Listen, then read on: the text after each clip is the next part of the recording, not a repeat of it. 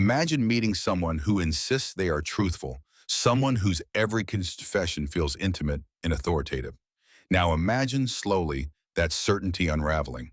That is the peculiar danger and irresistible fascination of the unreliable narrator, a storyteller who guides us with conviction while withholding, distorting, or inventing the truth. We trust their voice, but their trustworthiness is precisely what the author asks us to question. Unreliable narrators are not a modern invention. From ancient fables to Victorian mysteries, writers have long used deceptive voices to complicate the relationship between story and reality. What distinguishes these narrators is not mere dishonesty, but narratorial authority. They speak in first person or omniscient terms that persuade us into complicity. We accept their perspective because they are intimate, often charismatic, and occasionally sympathetic. That intimacy is the trick. The narrative becomes a conversation in which the reader is misled not through force, but through invitation. There are different kinds of unreliability. The most direct is the deliberate liar, a character who consciously deceives others within the story and, by extension, the reader. This can be morally motivated, as in tales of manipulation or self-preservation, or strategically motivated, to conceal past crimes or failures. Then there is the unreliable memory, narrators who misremember or reinterpret events because of trauma or psychological instability. Their testimony is colored by emotion and attrition, producing a past that is as mutable as it is personal. A third type is the biased narrator, who tells the truth as they see it, but whose perspective is warped by class, ideology, or desire. Their honesty becomes relative. They believe what they say, yet omit crucial context. Why do writers choose this device? For several compelling reasons.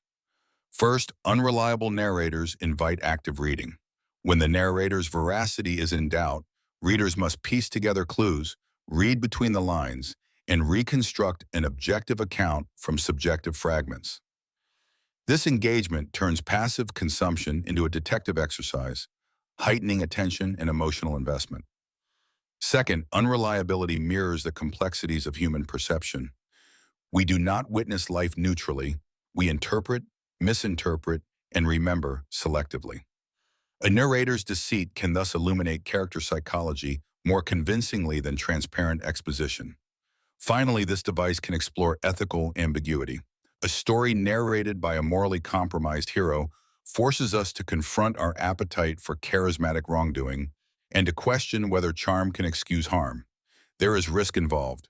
If a narrator lies without purpose or craft, the reader feels cheated. The key is balance. The narrator must be persuasive enough to mislead, but the author must provide enough verifiable detail to allow revelation. The best unreliable narrators offer traces of truth contradictions, slips of language, or external testimony that permit readers to detect the rift between narrative and reality. Revelation need not be total. Sometimes the most powerful outcomes are partial unmaskings, where we are left to wonder what remained hidden and why. Unreliable narration also affects how we judge heroes. When a beloved protagonist is revealed to be deceptive, the betrayal lands on both an intellectual and emotional plane. We must reconcile what we admired with what we now suspect. This cognitive dissonance is not merely punitive, it is instructive. It forces us to examine the ethics of empathy, the perils of identification, and the limits of narrative authority. In a culture saturated with curated personas and polished testimonies, the unreliable narrator resonates beyond fiction.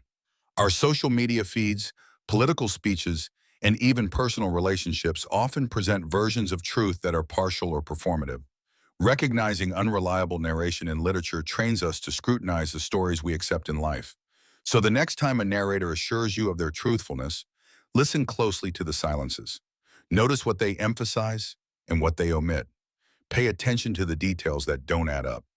The thrill of the unreliable narrator is not merely the revelation of a lie, but the invitation to become a more discerning reader of stories, both on the page and in the world.